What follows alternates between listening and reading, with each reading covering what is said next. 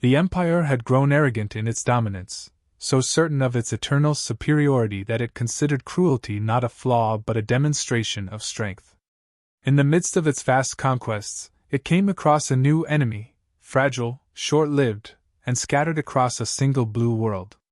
At first, humans were treated as little more than inconvenient pests, unworthy of fear.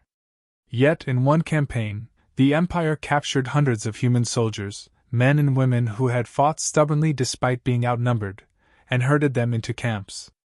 At first, the galaxy assumed these humans would be ransomed, or quietly used for labor until the war ended. But the Empire had no patience for subtlety. It wanted spectacle. Its leaders ordered that the prisoners be executed publicly, broadcast across their networks as a warning.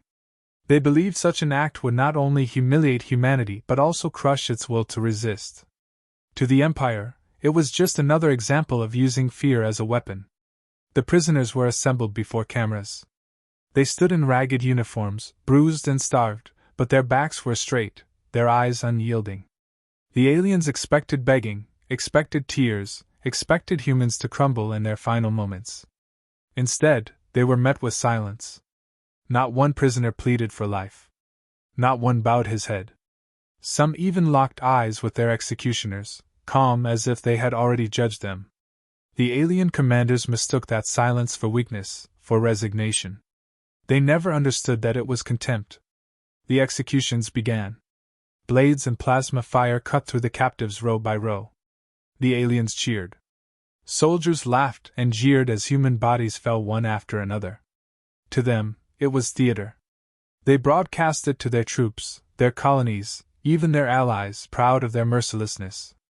For every human who collapsed, the aliens roared louder, certain they were watching the end of a defiant but insignificant species. But not all who died fell with despair.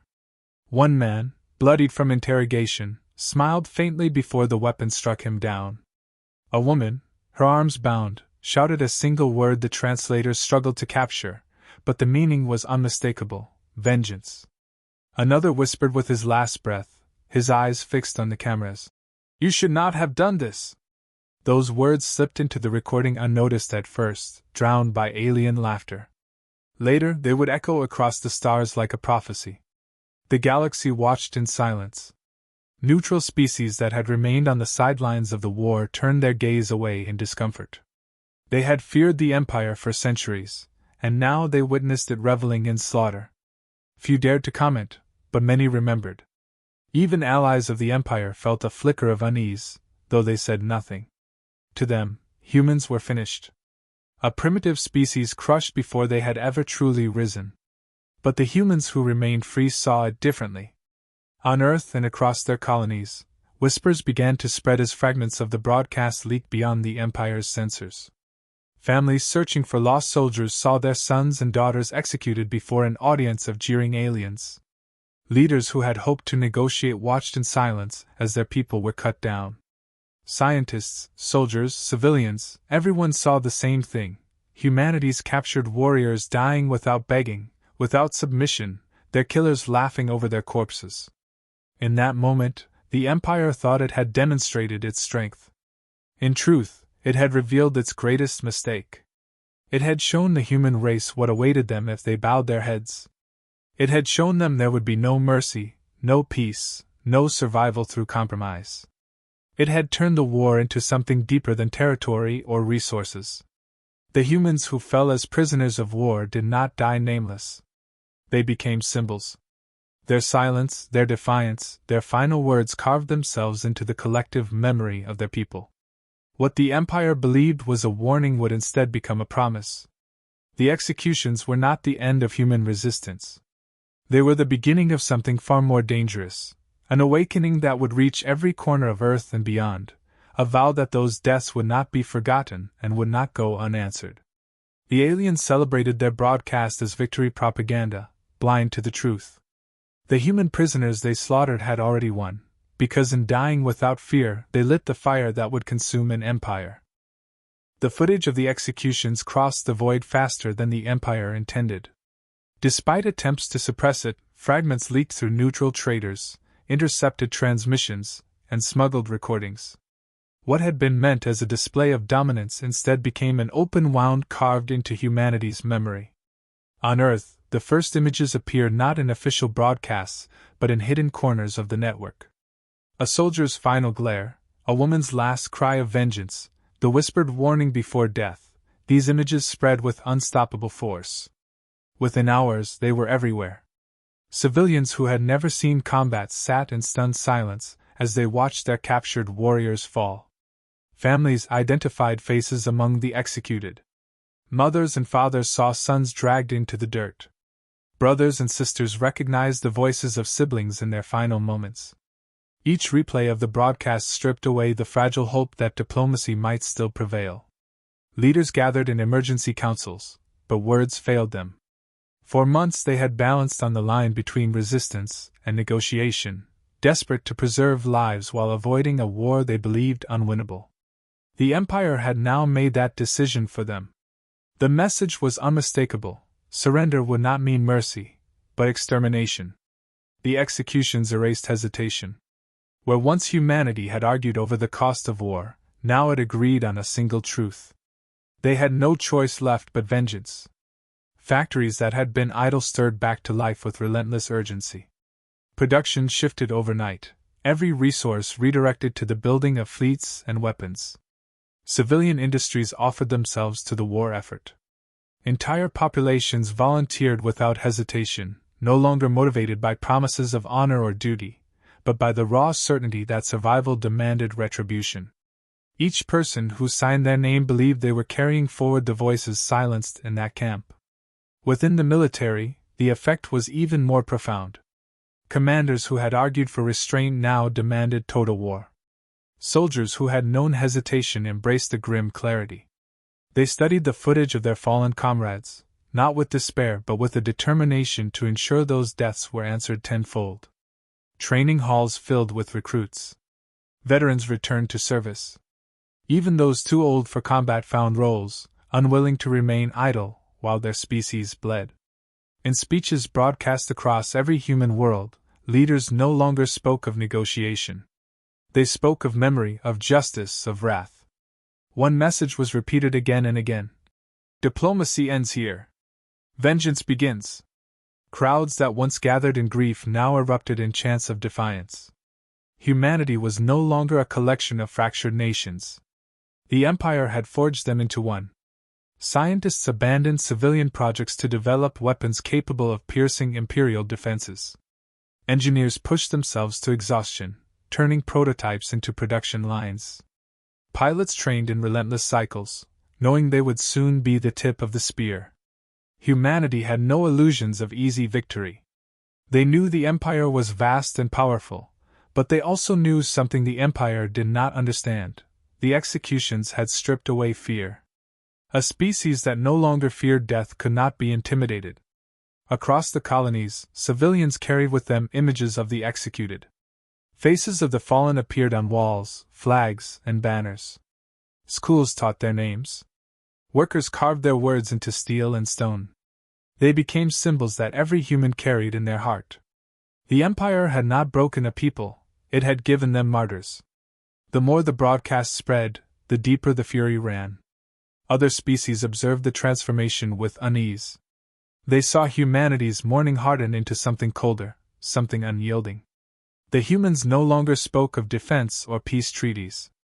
They spoke of lessons carved in fire, of debts paid in blood.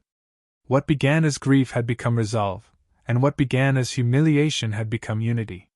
The executions that were supposed to silence resistance instead ignited it on a scale the Empire had never imagined. Humanity did not merely prepare for war, it embraced war with an intensity born of necessity. Every ship launched, every weapon built, every soldier sworn and carried the weight of the murdered. The Empire believed it had ended the matter with executions. In reality, it had only opened the first page of a story that would end in fire. Humanity's message was clear now, even before the first retaliatory strike: they would not stop, they would not forgive, and they would never forget. The first counterstrikes came without warning. Human fleets, once considered fractured and disorganized, emerged from hidden routes with precision the Empire had not thought possible. They bypassed fortified strongholds, striking instead at supply depots, communication relays, and transport hubs. The strategy was not to seize ground but to cripple movement, choke logistics, and make every imperial advance grind to a halt. The Empire expected direct assaults. Humanity gave them strangulation. Imperial commanders at first dismissed these attacks as raids. Then, as system after system reported shortages, stranded fleets, and crippled communications, they began to understand. The humans were not fighting for territory, they were dismantling the machinery of Empire itself. Every strike was chosen to cause maximum disruption, every retreat timed to leave enemies chasing shadows. What had once been called a primitive species now demonstrated an ability to orchestrate war with surgical patience. Yet destruction alone was not their weapon. Psychological pressure became humanity's most devastating tool. Before fleets appeared, before weapons fired, the Empire's soldiers often received messages on their channels. A voice, calm and steady, would repeat the same reminder. Remember the prisoners you executed. On some worlds, human broadcasts replayed the footage of the executions on endless loop, forcing Imperial citizens to watch their own cruelty through the eyes of those they had mocked. Fear spread faster than fleets could travel. When humans encircled an Imperial outpost, they rarely stormed it immediately. Instead, they cut off every escape and began a slow, deliberate siege. Days passed while trapped soldiers listened to human transmissions counting down hours, whispering reminders of the massacre. Surrender became more common than resistance. Entire garrisons dropped their weapons rather than face the retribution they knew was coming. The Empire had sought to break humanity's will. Now its own troops began to fracture. Reports filtered back to the capital of entire fleets refusing orders, commanders demanding explanations, soldiers whispering about vengeance that would not end. The executions had created an enemy unlike any the Empire had ever faced. The humans did not negotiate. They did not accept truces. When they arrived, they did not speak of victory or conquest. They came only to repay a debt written in blood. Captured Imperial officers were given no comfort. They were not tortured in the crude sense the Empire employed. Instead, they were made to watch. Human forces forced them to witness the dismantling of their fleets, the destruction of their supply lines, the collapse of their colonies. Every humiliation inflicted on human prisoners was returned with deliberate precision, but magnified 100-fold. It was not done for cruelty's sake. It was done to etch into the Empire's memory that harming a single human carried a cost no empire could bear. Allies of the Empire began to waver. Some withdrew from the war entirely, unwilling to draw humanity's focus. Others secretly supplied information to human fleets, hoping to earn protection should the tide turn. Rumors spread across neutral worlds of humans who never slept, who never retreated, who carried with them the silence of their murdered comrades. Fear of the Empire began to erode, replaced by a greater fear of what humanity had become. Even the Imperial elite, once secure behind walls of arrogance, began to sense the shift. They had thought the executions erased human resistance. Instead, every action now reminded them of that mistake. Entire sectors that had once cheered the Empire's dominance now whispered of human vengeance, as if it were an inevitability, a storm already moving toward them. The Empire still possessed greater numbers, but numbers no longer mattered. Humanity had changed the nature of the conflict. They were not fighting for expansion, nor for recognition. They were fighting with the certainty of a people who knew they could not coexist with those who had mocked their dead. Each strike carried the weight of a promise kept. Each retreat was not weakness but patience. Each victory was another name crossed off an unspoken list. By the time the Empire realized the scale of the threat, it was too late. Its fleets were scattered, its soldiers demoralized, its people whispering of retribution. Humanity had not sought to match the Empire in raw power. They had chosen a different path, to make the Empire live every day under the shadow of what it had done.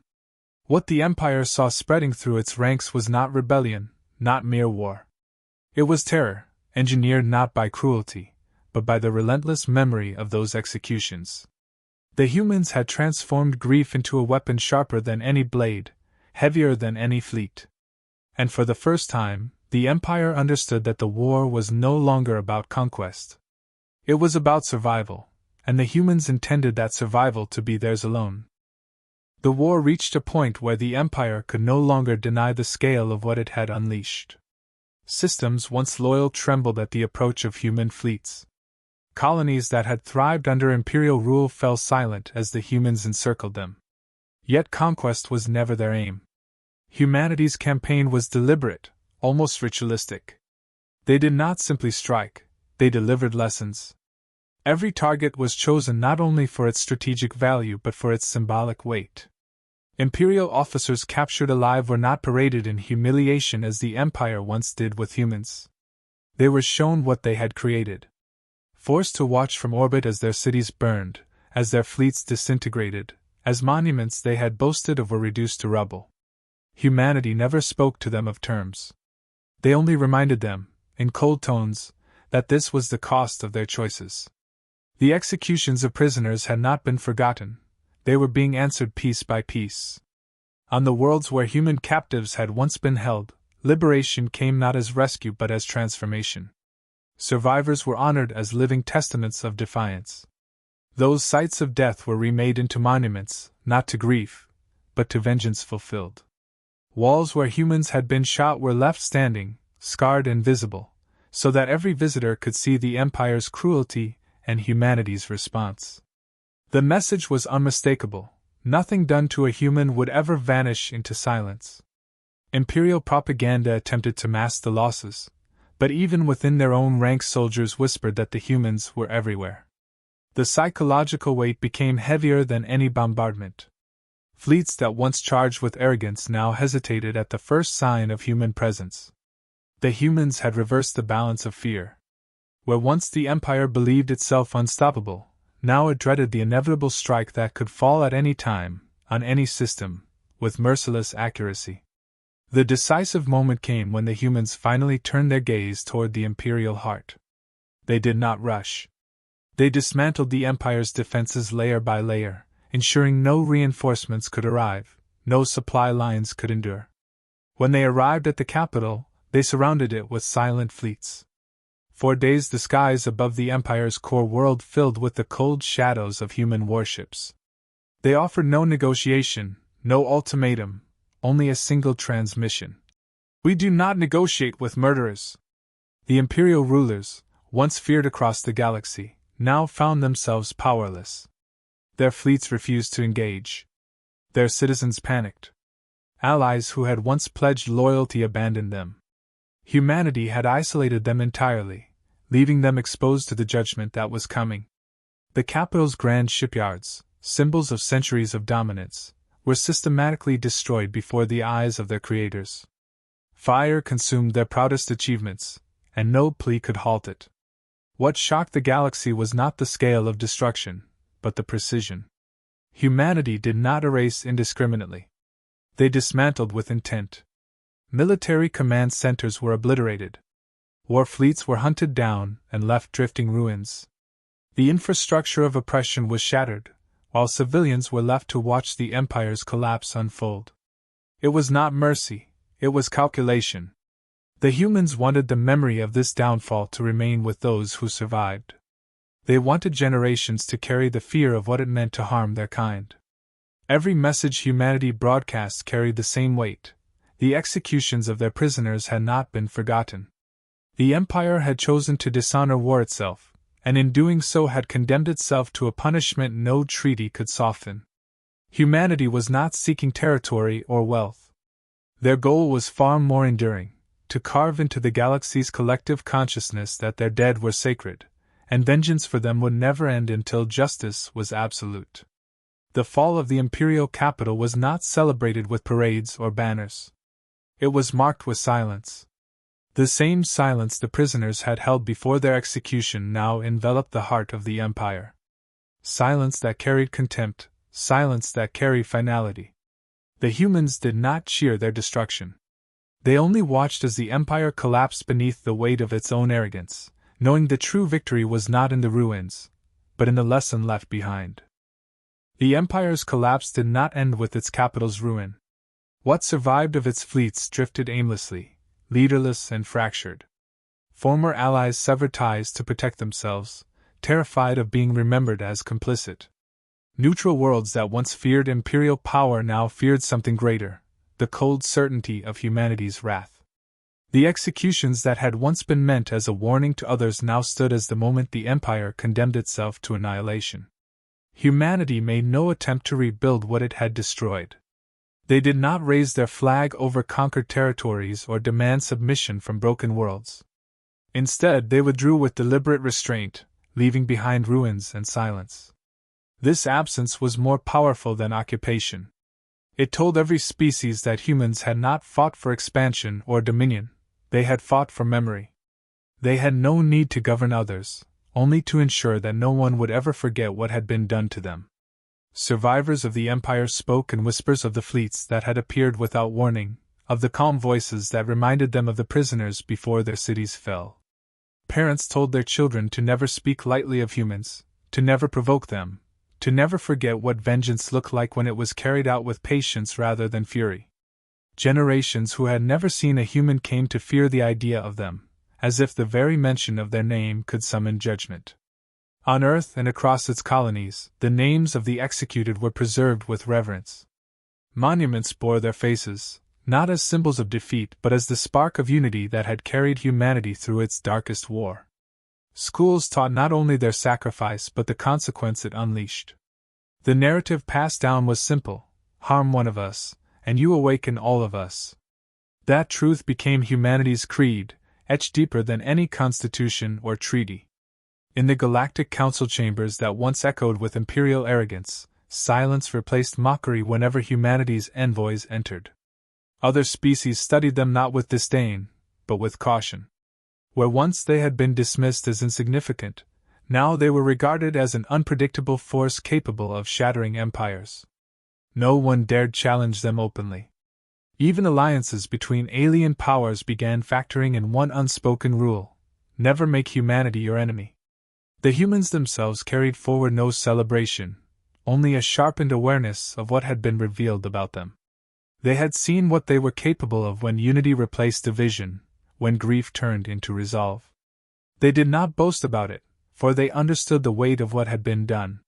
Yet the lesson was undeniable. The galaxy now knew that humanity could not be broken through cruelty. Attempts to intimidate or subjugate them would only forge them into something far more dangerous than their enemies intended. The executions that had started as an act of arrogance ended as a cornerstone of human identity. The faces of those prisoners were remembered not only as victims, but as catalysts. Their silence became humanity's weapon. Their deaths became humanity's justification. Their memory became humanity's shield. No empire could erase them, because every action that followed had engraved their legacy into the stars themselves.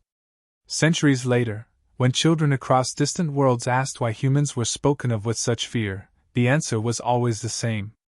Because the Empire once killed their prisoners, and in doing so taught them to never forgive. Entire civilizations retold the story, reshaped by awe and terror, but always with the same conclusion. The Empire's mistake was final, and its cost eternal. The galaxy never saw humanity the same way again. They were not conquerors, not aggressors, not tyrants. They were something rarer, something far more dangerous. A species that carried with them the unshakable conviction that every life among them mattered, and that any violation of that truth would be repaid until nothing remained of the violator. That conviction made them unpredictable, unstoppable, unforgettable. The Empire had sought to send a message with blood. In the end, it was humanity that delivered the final message, carved into history and whispered across generations: "We are not your victims, we are your reckoning."